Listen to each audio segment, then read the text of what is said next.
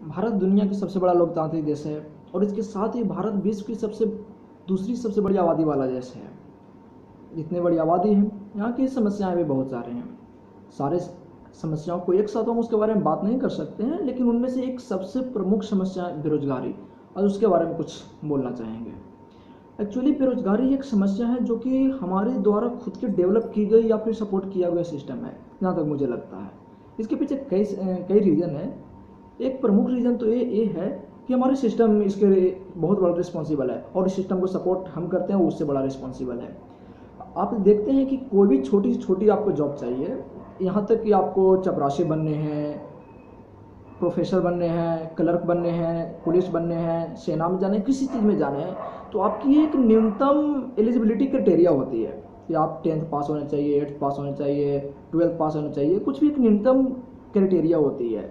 और आपको यदि कोर्ट किसी भी मामले में, हाफ मर्डर, चोरी, किसी भी मामले में यदि आपको कोर्ट सज़ा सुना चुकी है, तो आप चपरासी तक की नौकरी नहीं कर सकते हैं।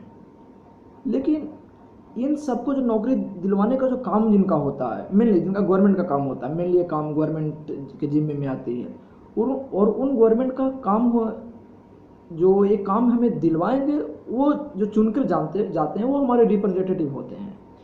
वो रिप्रेजेंटेटिव को चुनते हम हैं, और हम वैसे रिप्रेजेंटेटिव को चुनते हैं जो कि ज़्यादातर क्रिमिनल्स या होते हैं, या फिर ज़्यादा पैसे वाले करोड़पति टाइप के होते हैं। ये आप देख सकते हैं, सबसे लेटेस्ट अभी जो चुनाव हुए हैं, उसमें तमिलनाडु के साथ पश्चिम बंगाल के अलावा 5 ऐसे राज्यों में, जैसे 5 राज्यों में चुनाव हुए हैं। इन 5 राज्यों के रिकॉर्ड बनाते हैं कि बंगाल के यदि बारे में बात करें तो बंगाल में 37% क्रिमिनल केसेस वाले लोग और 32% सीरियस क्रिमिनल केसेस वाले लोग चुन करके गए हैं। इन दोनों को ऐड कर दें तो ऑलमोस्ट 60% लोग, 70% लोग जो क्रिमिनल केसेज या सीरियस क्रिमिनल केसेस में हैं, और 34% लोग करोड़पति हैं। तो क्या लगता है कि ये जो क्रिमिनल केसेस वाले लोग हैं, जो ऐसे कानून बना पाएंगे कि जिससे हमारे रोजगार मिल पाए? यदि उनको इतना ही जानते तो क्रिमिनल केसेज में क्यों इन्वॉल्व होते हैं? मीन्स उनको पता ही नहीं होता है कि एक्चुअली हमारे बारे में डेवलपमेंट सोच कैसे सकते हैं, और वो चुन करके जाते हैं। यही हालत यदि हम, ये तो बंगाल नॉर्थ इंडिया में है, कुछ कह सकते हैं कि बिहार, बंगाल, यूपी, उड़ीसा जैसे राज्य है जहाँ क्रिमिनल्स ज़्यादा पाए जाते हैं, हो सकता है, डेट्स में भी पॉसिबिलिटी।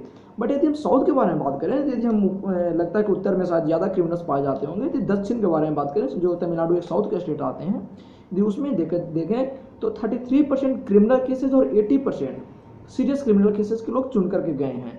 दोनों को यहाँ ऐड कर दिया जाए तो 52% हो जाते हैं। मीन्स मोर देन 50% लोग क्रिमिनल या सीरियस क्रिमिनल केस में इन्वॉल्व होते हैं, और वो चुन करके जाते हैं, और उन्हें तय करना होता है हमारे देश के भविष्य। क्या लगता है कि हमारे देश के भविष्य उन क्रिमिनल्स तय कर सकते हैं किसी भी हालात में? मुझे तो नहीं लगता, और किसी को लगना भी नहीं चाहिए, क्योंकि क्रिमिनल्स यदि वो इतने देश का भविष्य तय करने जैसे ही होते तो पहले खुद का भविष्य तय करते, क्रिमिनल्स नहीं बनते। लेकिन वो क्रिमिनल्स बने, और उनके डर से हम लोग उनको सपोर्ट करते हैं, और हमारे रिप्रेजेंटेटिव बनते हैं, और बाद में बेरोजगारी हमारी आती है। हम एक छोटे से छोटे जॉब लेने के लिए मुझे क्रिमिनल केसेज नहीं चाहिए, और हमारे एक न्यूनतम एलिजिबिलिटी क्राइटेरिया चाहिए, लेकिन चुनाव लड़ने के लिए सब कुछ नहीं हो चाहिए। आप 25 बार जेल जा चुके हैं, कितने सीरियस क्रिमिनल आप केसेज आपके पर हैं, आप कितने सज़ा पा चुके हैं, कितने दिन के पा चुके हैं, आप पढ़े लिखे हैं या नहीं, स्कूल के मुँह देखे हैं या नहीं, स्कूल लिखने आपको आता है या नहीं, साइन करने आता है या नहीं, कुछ मतलब नहीं है, लेकिन आप चुन के जा सकते हैं, चुनाव जीत सकते हैं। तो आखिर जब तक एक सिस्टम चलते रहेगा, इस सिस्टम को कोई बदलेगा नहीं, तो तब तक इस सिस्टम हमारी बेरोजगारी वाली समस्याएं भी कभी दूर नहीं होने वाली हैं। उनको एक्चुअली पता ही नहीं होता कि सिस्टम को रन कैसे किया जाता है। तो इन चीज़ों को दूर करने के लिए सबसे इम्पोर्टेंट जो जरूरी चीज़ है कि अच्छे लोग पॉलिटिक्स में जाएं, पॉलिटिक्स सपोर्ट करें। आप सबसे जो लेटेस्ट जो लोकसभा चुनाव हुए थे 2015 में, बहुत पॉपुलर हुए थे। उसके बाद हमारे जो पीएम बने नरेंद्र मोदी, वो बेशक अभी 2 साल हुए तो उनके बारे में जज करना ज़्यादा बेटर नहीं, उन पर कमेंट करना ज़्यादा अच्छी बात नहीं है। अभी वो काम कर रहे हैं, उनको करने देना चाहिए। लेकिन जो उस समय जो सबसे चुनाव लड़ा गया था, जिस मुद्दे को सबसे ज़्यादा बार उठाया गया था, जिस सबसे अच्छे मुद्दे को उठाया गया था, वो था कि सुशासन लाएंगे, एक अच्छी व्यवस्था लाएंगे। क्या लगता है उस अच्छी व्यवस्था लाएंगे कैसे? क्या वो बोल देंगे, प्रधानमंत्री कहें कि हम अच्छी व्यवस्था लाएंगे, ले आएंगे? उनके लिए भी लोगों को सपोर्ट, रिप्रेजेंटेटिव को सपोर्ट चाहिए। यदि उस जो अच्छी व्यवस्था लाने के लिए हम लोग जो एक तरफा वोट दिए थे किसी एक अलायंस को, उस समय हम लोगों ने डॉक्टर रामशंकर कटारिया जो आगरा से बीजेपी के लिए एमपी चुने गए थे, उन पर 21 क्रिमिनल केसेस थे और उनको हम लोगों ने चुन कर भेजा था। गांधी दिलीप कुमार बीजेपी के ही सांसद थे, अहमदनगर से चुने गए थे, उन पर 16 क्रिमिनल केसेस थे और वो 10th पास थे। कोई हैरी जी अकोनम है, एआईडीएम के सांसद हैं, 4 क्रिमिनल केसेस हैं, पोस्ट ग्रेजुएटेड हैं, बावजूद 4 क्रिमिनल केसेस हैं। कैप्टन अमरिंदर सिंह अमृतसर से सांसद हैं, जो अरुण जेटली जो वर्तमान वित्त मंत्री हैं उनको हरा करके वो चुनाव जीते थे, उन पर 3 क्रिमिनल केसेस हैं और आईएनसी इंडिया नेशनल कांग्रेस से बिलोंग करते हैं। तस्लीम उद्दैन अररिया से आरजेडी के सांसद है, 4 क्रिमिनल केसेस। सुशील कुमार सिंह बिहार औरंगाबाद से सांसद हैं बीजेपी का, 5 criminal cases.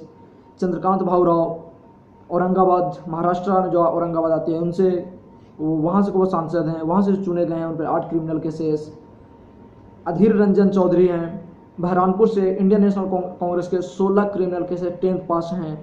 Doctor Suresh Bengaluru rural क्षेत्र से इंडियन नेशनल कांग्रेस को रिप्रेजेंटेटिव इंडियन नेशनल कांग्रेस की तरफ से चुने गए हैं, 8 criminal cases, 12th pass out हैं।